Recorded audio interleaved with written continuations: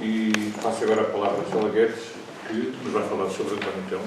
Eu vou ser breve, eu tenho um texto razoavelmente longo, mas a primeira parte dele já foi uma conferência na AMOR, por isso vou ler só a segunda parte. Mas a primeira eu queria dizer que eu tenho um ponto de vista e tenho um tema. O tema é o António Telmo que muda, e esse tema é o da autognose, o conhecimento de si mesmo. E o meu método, ou seja, o meu ponto de vista, decorreu do convite que me foi feito para falar. Pediram-me que lesse o António Telmo à luz da simbologia carbonária, por isso o meu ponto de vista é vegetal. E então tenho para já uma pequena parte com o título Narcissos, Pseudonarcissos, que é o nome botânico do Narciso. Na parte final de Viagem a Granada, volume 6 das obras completas de António Telmo, encontramos um conjunto de poemas de juventude intitulado Narciso. Figura nele, como no mito de Eco e Narciso, um espelho. Aliás, o título do meu trabalho é Ao Espelho com António Telmo, portanto eu ponho-me de fronte dele e vamos ver o que é que acontece, porque até há 3 meses, que foi quando comecei a ler Telmo, praticamente não o conhecia, devo dizer. Aliás, eu conheço António Telmo há muitos anos, mas não conhecia em profundidade a obra dele e continuo a não conhecer, simplesmente li bastante. Ora bem, então, figura um espelho no mito de Eco e Narciso, que é a superfície da água. Espelho, tal como aquele que se oculta sob uma cortina quando, no rito florestal, o ainda aprendiz, numa das suas viagens no templo, é deixado em frente dele para que leia a máxima. Se o desejas verdadeiramente, se tens coragem e inteligência, afasta este véu e aprenderás a conhecer-te. Frente ao espelho, ordena o vigilante: vede-vos então tal como sois. Será isto possível? Pergunto eu. Será possível vermos-nos como somos? Eu creio que uma tendência extrema será de Narciso, a de se ver tão belo que inevitavelmente se abismará na paixão por si mesmo. Outra será de se ver um monstro tão horrendo. Que razão tem a máxima em exigir coragem ao candidato para enfrentar a sua imagem? É possível que alguns sejam capazes de se observar mantendo o equilíbrio da balança, porém eu penso que a maioria não retirará consequências da experiência especulativa. Isto é, julgo que raros somos capazes da total autognose, pois é disso que tratamos. Do nós te ipsum, conhece-te a ti mesmo, próprio de qualquer iniciação. A autognose manifesta-se numa viagem a Granada, quando o narrador, numa cena de grupo, se agarra ao braço de um dos presentes. Não é preciso recorrer a dons hermenêuticos para descobrir o que o próprio autor revela no final da narrativa de viagem, quanto ao valor mágico dessa personagem, identificada apenas como X. X é habitualmente a incógnita, aquela a quem se pode perguntar: Romeiro, Romeiro, quem és tu? Vejamos um excerto de Viagem a Granada, página 89, em que deparamos com uma situação especular dupla. Não por a personagem ser um duplo do narrador, mas porque, se o narrador a observa e pretende conhecer-se nela, a personagem também usa o narrador para fins de autognose. Digamos que o autoconhecimento tanto se exerce de mim para a imagem refletida no espelho, como da imagem para mim. A imagem especula, reflete o que é absolutamente próprio dela. Mas nós não costumamos dar atenção ao facto de que estes termos, especular e refletir, referem as mais elevadas operações mentais. Menos ainda pensamos que, se dizemos que o speculum reflete, ou que pensa, estamos a criar uma ação poética em que também somos personagens. Vejamos então a imagem no espelho a querer conhecer-se, observando quem se pôs à sua frente. Daqui a irritação que os pensamentos, as palavras e os atos de X causam em mim, nos frequentes períodos de convívio entre os dois. Todavia, dele para mim é igualmente consciencializável uma perspectiva análoga de autognose. Eu segurarei o seu braço e segurar-me-ei ao seu braço até ao dia em que a árvore floresça. O núcleo mágico desta narrativa é a transformação de um tronco seco numa videira florida. E com isto teríamos a imagem do carvoeiro, o habitante da floresta, ou seja, o carbonário. O carbonário é uma árvore e por vezes adota como nome simbólico o nome de árvore, carvalho, salgueiro, faia, sei lá. E realmente é na sua dimensão simbólica. Nos poemas Narciso, tal como no mito, vemos Narciso, a linda flor solar, à beira de água, e também o vemos a correr pelos montes. Considerar bucólica esta lírica era ficar pela superfície de uma grimpa que o rito florestal manda podar. Quando, num caderno de apontamentos, logo ao início, Telmo explica que o seu pressuposto de que o amor, e agora uso palavras minhas que são menos que as dele, o amor com distância física entre amador e coisa amada é a saudade. E que a saudade do que está fisicamente próximo é o amor. Quando ele diz que esta asserção se mira ao espelho, é especular, não está simplesmente abismado na sua imagem narcísica, antes exprime um dos veios mais salientes da sua filosofia. Acrescentaria os termos ou anjos hebraicos, que Telmo atribui à saudade e ao amor, Shekinah e Metratan. Acontece, entretanto, que a cabala não é ramo da árvore dos meus conhecimentos.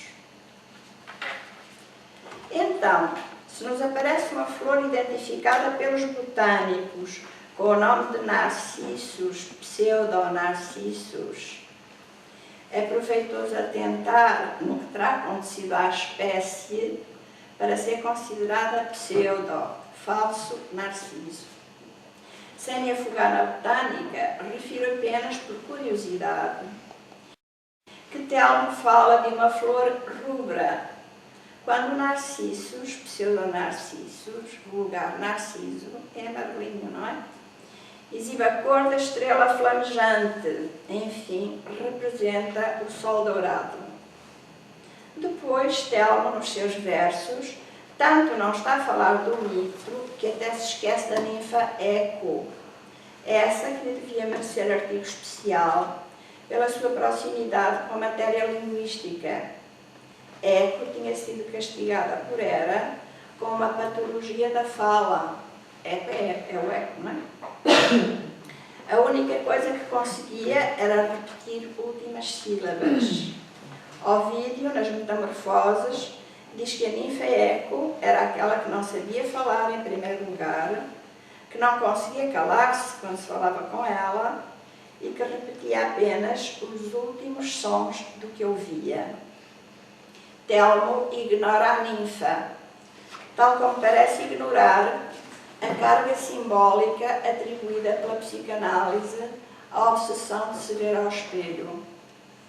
Com esses poemas de juventude, o autor começa a desenvolver um filão próprio que o perseguirá até ao fim, o da especulação filosófica, centrada na questão da autognose, que o transportará para o seio da filosofia portuguesa com o tema da saudade como memória. E neste ponto podemos inventariar largamente as imagens e situações que a ele são necessárias para abismar os olhos no seu reflexo à superfície do espelho. Naturalmente faz-lhe falta o outro, não uma outra pessoa. Faz-lhe falta ele mesmo, ele como duplo, imagem especular ou simplesmente interlocutor, como é próprio do filosofar dos clássicos, em que existe sempre mestre e discípulo em situação de diálogo ou de ensinamento secreto, praticado de boca a orelha entre mestre e aprendiz. É assim que surge o seu alter ego Tomé Natanael, nome anagramático. É assim que surgem situações diversas de alteridade que se manifestam em textos como os Dioscuros. Neste conto, de dupla alteridade, encontramos dois irmãos gêmeos casados com duas irmãs gêmeas. No final do conto, fim da especulação, reduzem-se de 4 entidades a apenas 2, ele e ela. Muito mais situações de dupla, emparelhamento ou confrontação com o espelho poderíamos encontrar, como acontece com a tourada, o jogo de póquer e a caçada, que são atividades de que eu falo. Não é indolor o autoconhecimento, pelo contrário, o mergulho pode infundir terror, porque quem se põe ao espelho ignora o que vai encontrar na profundidade da água.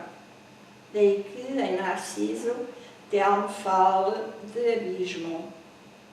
Mas disso adivinho, triste de Narciso, se algum dia de si se dói de amor, cai na sua sombra um abismo, amará a flor, será a flor. A sensação de se descobrir no reflexo é a de queda, pode ser queda no abismo.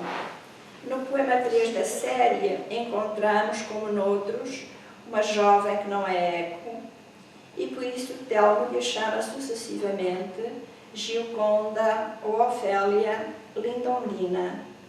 Nesse poema, Telmo dá a imagem mais óbvia do que se procura com o espelho, que é o conhecimento da alma, mas não fica absolutamente claro que se trate de autognose. Vou citar uns versos. Narciso tem sede, o sol assim tem sede de água clara e vai beber nos lábios dela muito amor. Assim eu, às vezes, ai de mim, vou beber na minha alma fonte pura. A enumeração de figuras femininas, logo a seguir, deixa perceber que a alma devolvida pelo espelho não é tanto a própria, antes a amada, o que nos deixa, depois de Narciso sem eco, com outro belo mito de amor, o de Eros e Psique. Narciso é um grupo de poemas antigo. O autor era muito jovem quando os escreveu. Entretanto, já por essa juventude trasladada para o papel, vemos aflorarem os temas mais importantes da filosofia de Telmo, que são afinal temas da filosofia portuguesa. Vejamos um extrato do poema 5 para comprovação.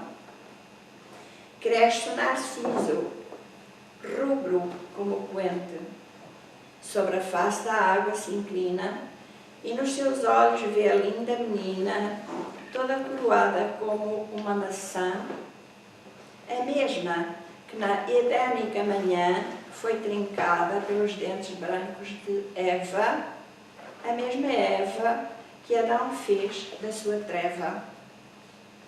Eis-nos no Éden, no momento que levará à expulsão. Por isso o desejo, por isso a saudade, por isso títulos como Regresso ao Paraíso, de Pascoais, que fará eco na filosofia portuguesa, com Leonardo Coimbra a servir de espelho a António Telmo no debate desta matéria. No princípio da obra literária, tal como no ab início de Teixeira de Pascoais e de Leonardo Coimbra, temos o saudosismo. Saudade que se garante ser memória. E de quê? Memória desse tempo feliz anterior à expulsão, em que Adão e Eva viviam felizes no paraíso. No rito florestal, como certamente noutros, apraz-me interpretar a sequência do ataúde como análoga ao regresso ao paraíso. Os carvoeiros e lenhadores precisam de abrir uma árvore que que encerra o ataúde de onde Osíris, ressurreto, reinicia o seu ciclo de eterno retorno. O sol renasce, sai das trevas e regressa à terra, inundando-a com a luz que dá vida e com a sua vida eterna. E vou passar ao último ponto. O Pilar Flores, e são as flores do verde pinho e as flores da avelaneira. No tema recorrente da autognose em António Telmo, não é apenas o narciso no campo das flores a manifestá-la. Logo na abertura do primeiro dos diálogos de Tomé e Natan, aparece o mandamento: conhece a ti mesmo. Os dois nomes remetem para o anagrama de António Telmo, Tomé Natanael, de modo que nos diálogos, dividido o nome em dois interlocutores, duas personagens, Tomé fala com Natanael, ficamos mais uma vez com uma situação de tipo narcísico, com o sujeito a tentar conhecer-se através da imagem. Diz Tomé: eis-nos finalmente em frente um do outro, como os dois cotilédones em que se dividiu, da treva para a luz, a maravilhosa semente, o misterioso logos espermático, que é o pensamento de Tomé Natanael. Logos espermático é uma criadora expressão, um pouco surrealista, não é? Que mistura o sexual com o intelectual num bocadinho poético. Na filosofia de António Telmo, o que prevalece quer sobre a filosofia, quer sobre a poesia, é o fruto das bodas alquímicas de ambos, isto é, uma filosofia que sonha e uma poesia que pensa, sintetizando, como híbrido criado pela fusão, surge a razão poética, para a qual Pedro Martins tem chamado a atenção, enquanto fundamento da filosofia de António Telmo. No caso do logos espermático, a razão poética foi ao reino vegetal buscar a imagem da técnica de autoconhecimento, que precisa sempre de um espelho que cria o interlocutor. Em Telmo, o interlocutor é quase sempre ele mesmo, sob a forma de personagem especular, anagramática ou ficcional.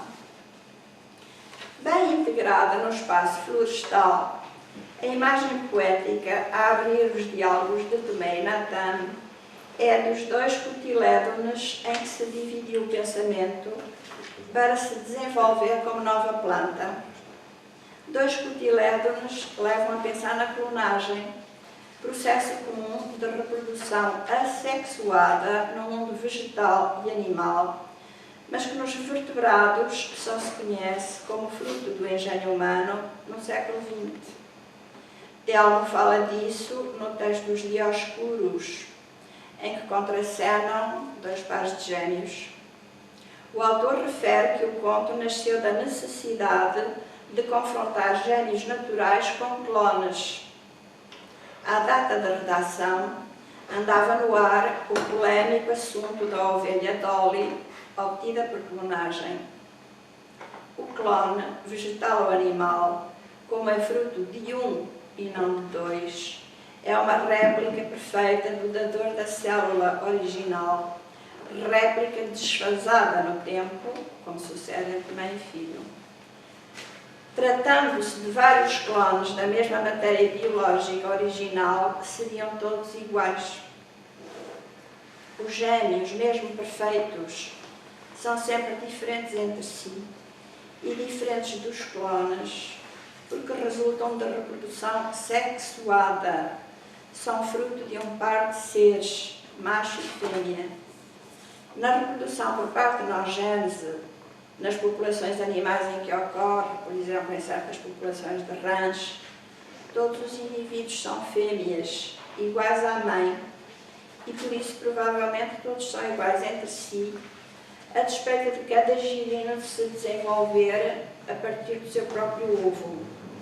No conto de Telmo, parece que a igualdade dos gêmeos é igual à dos clones, uma vez que se verifica a reprodução de 4 a 2, sobrando apenas um casal. ele não desenvolve este tema no fundo. Mas, na verdade, a grande diferença entre clones e gênios, ou seja, entre clones e nós, no território do humano, aquela que invoca o parecer da bioética, vem de que os clones são gerados sem pai nem mãe, é só a partir de uma célula.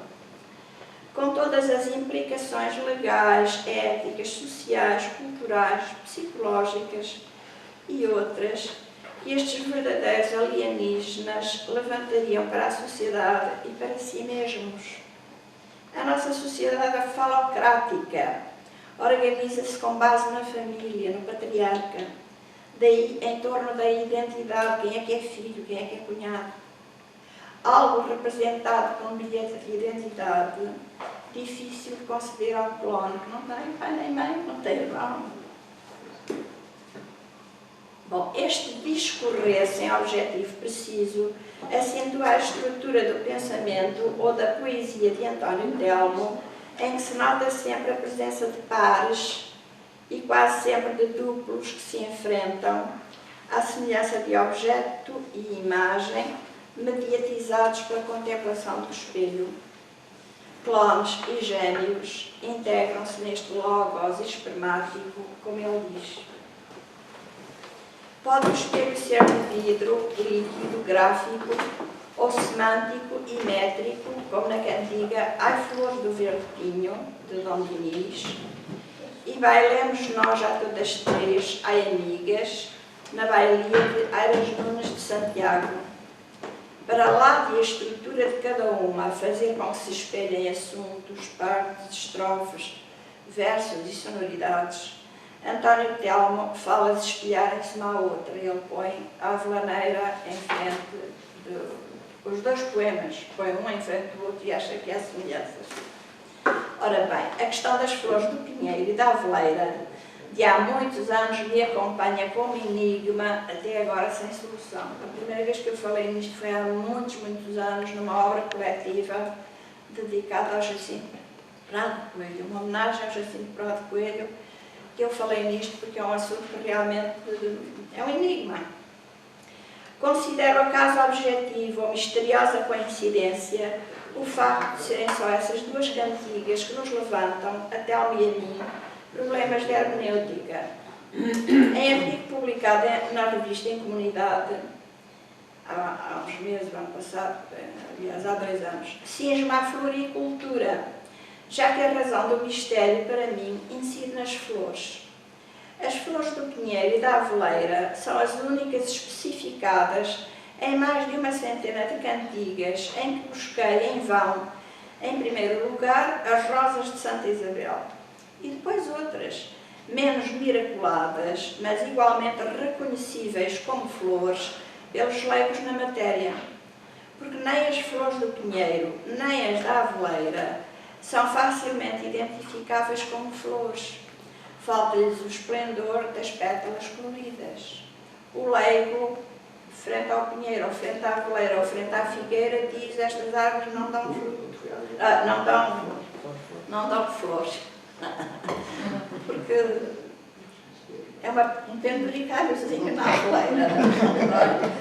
E no pinheiro são aquelas coisas espetadas para cima. Quem é que diz que aquilo é flor? António Telmo refere que pinheiro e aveleira são árvores mágicas, árvores da sabedoria e do conhecimento. Não resolvendo o meu problema jardineiro, a informação resolve, entretanto, este artigo num final feliz, à boa maneira dos contos de fadas.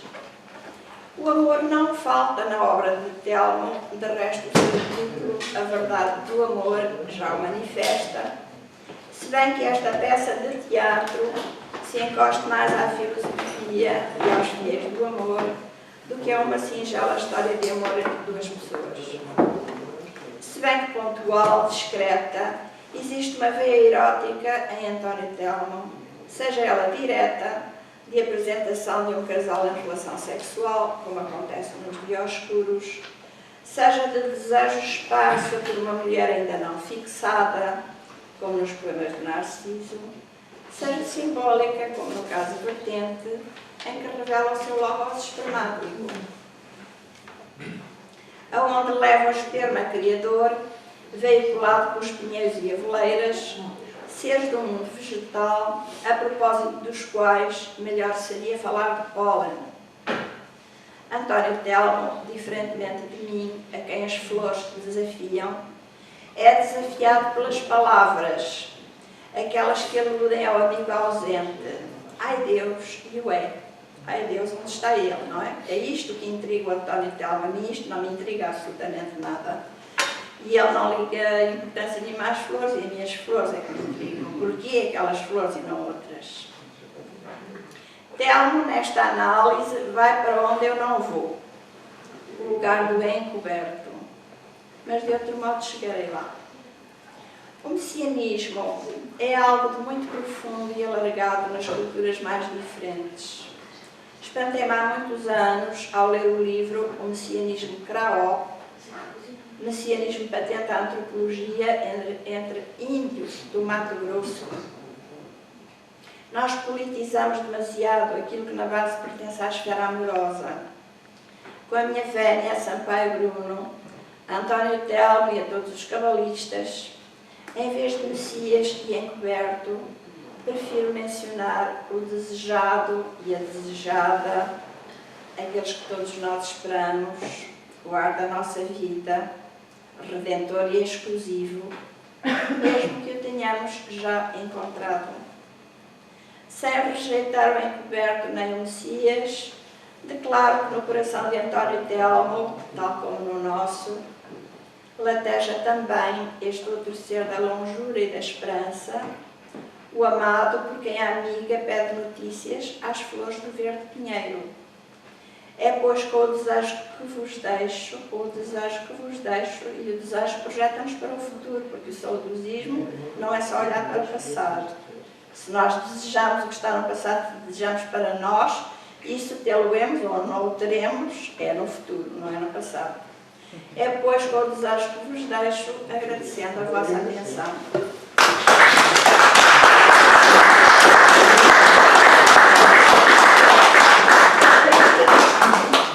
Muito obrigado, Estela, pelas magníficas palavras.